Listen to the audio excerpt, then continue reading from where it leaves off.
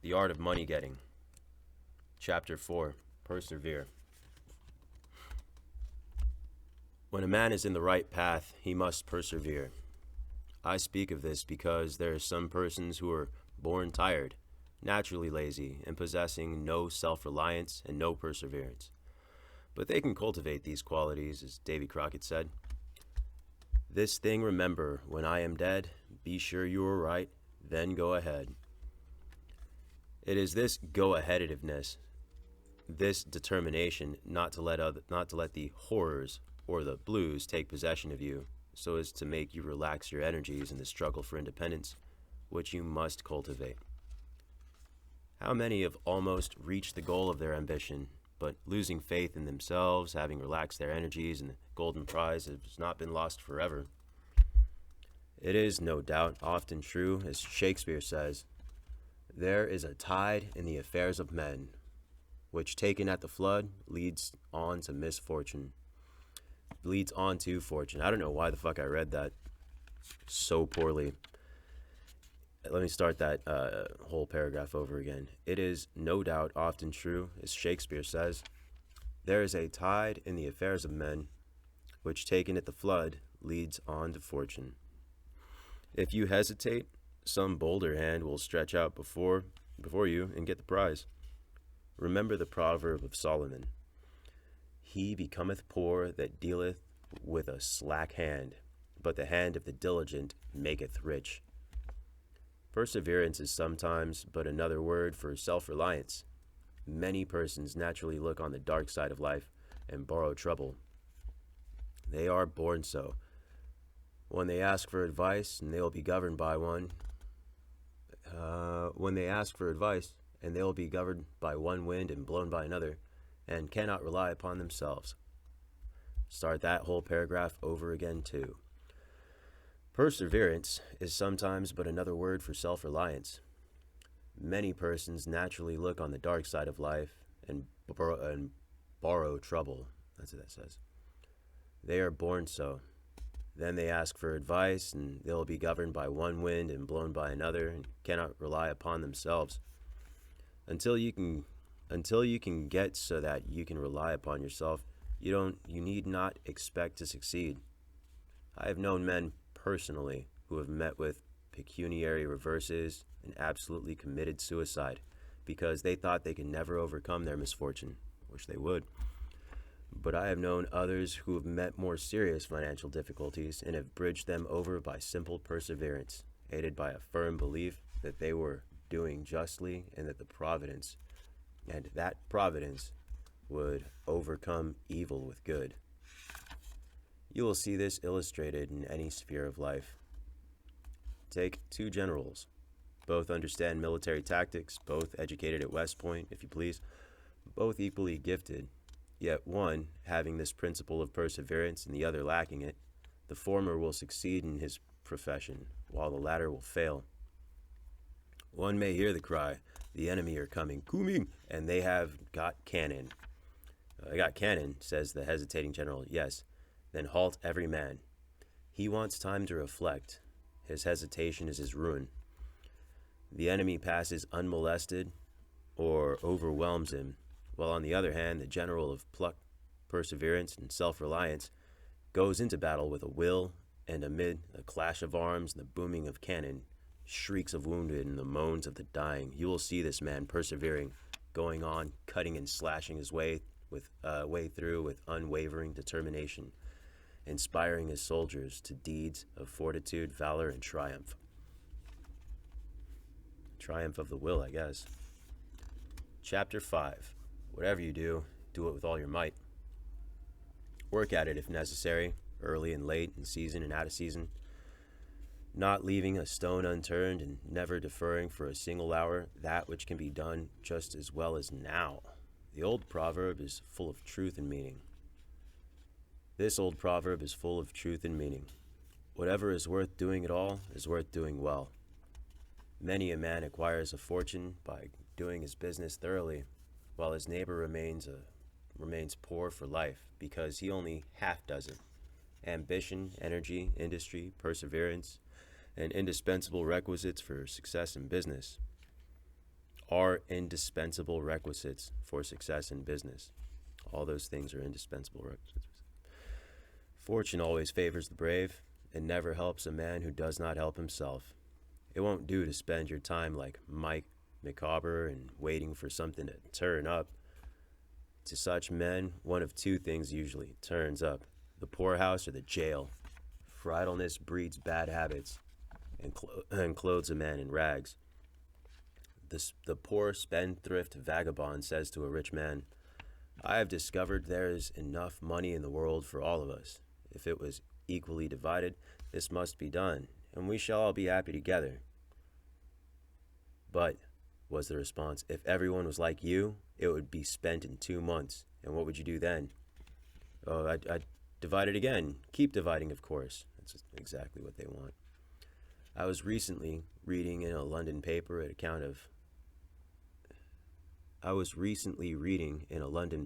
an account of a like philosophic pauper who was kicked out of a cheap boarding house because he could not pay his bill, but he had a roll of papers sticking out of his coat pocket, which, upon examination, provoked to be his plan for paying off the national debt of England without the aid of a penny. People have got to do as Cromwell said, not only trust in Providence, but keep the powder dry. Do your part of the work, or you cannot succeed. Muhammad, one night, while encamping in the desert, overheard one of the fatigued followers remark, "I will lose my camel and trust it to God." "No, no, not so," said the Prophet. "Tie thy camel and trust it to God." Do all you can for yourselves, then trust to Providence, or luck, or whatever you please to call it for the rest. I'm telling you, this book is all of the good advice from a clown. Depend upon your own personal exertions. The eye of the employer is often worth more than the hands of a dozen employees. In the nature of things, an agent cannot be so faithful to his employer as to himself. Many who are employers will call to mind instances where the best employees have overlooked important points which could not have escaped their own observation as a proprietor. I will never be able to say that word correctly. Proprietor. No man has a right to expect to succeed in life unless he understands his business, and nobody can understand his business thoroughly unless he learns it by professional application and experience. A man may be a manufacturer. He's got to learn the many details of his business personally. He will learn something every day, and he will find he will make mistakes nearly every day. And these very mistakes are helps to him in the way of experiences if he but heeds them. He will be like the Yankee tin peddler who, having been cheated as to quality in the purchase of his merchandise, said, "All right, there's a little information to be gained every day. I will never be cheated in that way again." Thus, a man buys his experience, and it is the best kind if not purchased at too dear a rate. I hold that every man should, like Cuvier, the French naturalist, I hold that every man should, like Cuvier, the French naturalist, thoroughly know his business. So proficient was he in the study of natural history that you might bring him to the bone or even a section of bone of an animal which he has never seen described, and reasoning from analogy, he would be able to draw a picture of the object from which the bone had been taken. On one occasion, his students attempted to deceive him. They rolled one of their number in a cow skin and put him under the professor's table as a new specimen. When the philosopher came to the room, some of the students asked him what animal it was. Suddenly the animal said, "I am the devil, and I'm going to eat you." It was but natural that Cuvier should desire to classify this creature, and examining it intently said, "Divided hoof. This is awesome. Divided hoof. Graminivorous.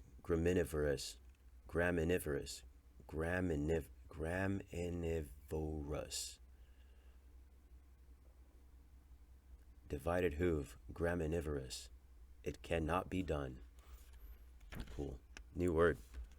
He knew that an animal with a split hoof must live upon grass and grain, or the other kind of vegetation, and would not be inclined to eat flesh, dead or alive, so he considered himself perfectly safe. The possession of a perfect knowledge of your business is an absolute necessity in order to ensure success. Among the maxims of the elder Rothschild was one in apparent paradox: be cautious and bold. This seems to be a contradiction in terms, but it is not, and there is a great wisdom in the maxim. It is, in fact, a condensed statement of what I have already said. It is to say, you must exercise your caution in laying your plans, but be bold in carrying them out. A man who is all caution will never dare to take hold and be successful, and a man who is all boldness is merely reckless and must eventually fail. A man may go on change and make $50,000 or $100,000 in speculating in stocks at a single operation. But if he has simple boldness without caution, it is mere chance, and what he gains today he will lose tomorrow. You must have both the caution and the boldness to ensure success. The Rothschilds have another maxim: never have anything to do with an unlucky man or place. That is to say, never have anything to do with a man or place which never succeeds, because although a man may appear to be honest and intelligent, yet if he tries this or that thing and always fails, it is on account of some fault or infirmity that you may not be able to discover, but nevertheless which must exist. Go all the way back. That whole paragraph was one sentence, so let's do it. That is to say, I'll just do the whole paragraph. The Rothschilds have another maxim: never have anything to do with an unlucky man or place. That is to say, never have anything to do with a man or place which never succeeds, because although a man may appear to be honest and intelligent, yet if he tries this or that thing and always fails, it is on account of some fault or infirmity that you may not be able to discover, but nevertheless which must exist. There is no such thing in the world as luck. Never was a man who could go out in the morning and find a purse full of gold in the street today and another tomorrow, and so on, day after day. He may do so once in his life, but so far as mere luck is concerned, he is as liable to lose it as to find it. Like causes produce like effects. If a man adopts the proper methods of being successful, luck will not prevent him. If he does not succeed, there are reasons for it, although perhaps he may not be able to see them.